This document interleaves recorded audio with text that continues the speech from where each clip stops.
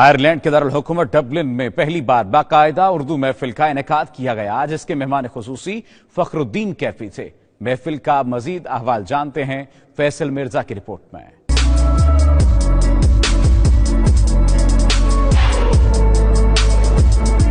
Ireland کے دارالحکومت Dublin میں اردو ادب کے مداحوں کی خواہش پر پہلی دفعہ ڈاکٹر خالد خان کی رہائش گاہ پر اردو ادبی محفل کا انعقاد کیا گیا، جس میں بڑی تعداد میں پاکستانیوں نے اپنی فیملیز کے ساتھ شرکت کی اور رات گئے تک محفل کے مہمان خصوصی فخر الدین کیفی کے کلام اور شاعری سے لطف اندوز ہوتے رہے۔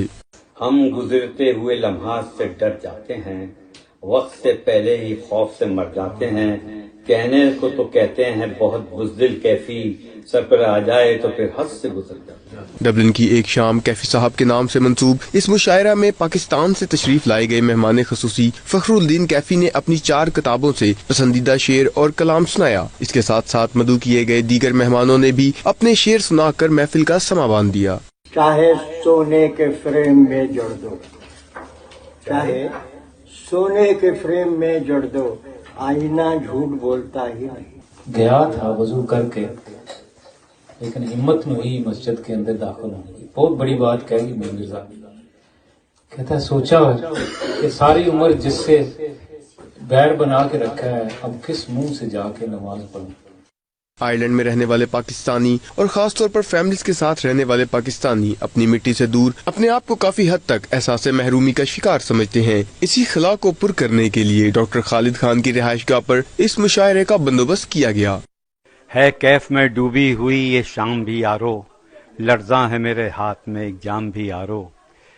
آج کی شام جو ہے وہ ڈبلن میں ادبی محفل کے نام سے میرے نام پہ منسوب کی گئی، جس سے بڑی خوشی ہوئی، اور یہاں پہ میں نے ایک دیا جلا دیا ہے تاکہ یہاں بھی ادبی محفل ہوتی رہیں۔ انشاءاللہ اس کو قائم رکھا جائے گا اور اس طرح سے کافی دیے جلیں گے۔ ہم خالد صاحب کے بہت شکر گزار ہیں کہ انہوں نے یہ ایسی اچھی محفل ارینج کی، اور انہوں نے جو ہے نا یہاں پہ ہمیں موقع دیا ہے کہ ہم شعر سنیں اور اپنے کچھ شعر سنائیں، اور اتنے سارے ڈاکٹر جو کہ کہنے کو خشک ہوتے ہیں، لیکن انہوں نے بھی آج ذوق کا مظاہرہ کیا ہے اور پتہ چلا کہ ان کو ادب سے کتنی دلچسپی ہے۔